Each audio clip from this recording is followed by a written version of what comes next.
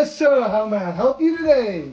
Hey yo, can I get a lamb ham and chopped cheese toasty the Aki way? Sure, sure. First, we put the lamb ham on the grill. Next, we heat up the onions. When the lamb's ready, we give it a turn. Then we put the toppings on the bread. Next, we load up the chopped cheese. Now the sandwich is ready, we grab the lamb ham and we stack it up. Once it's all ready, we're gonna hit it in the grill. And the result is OMG!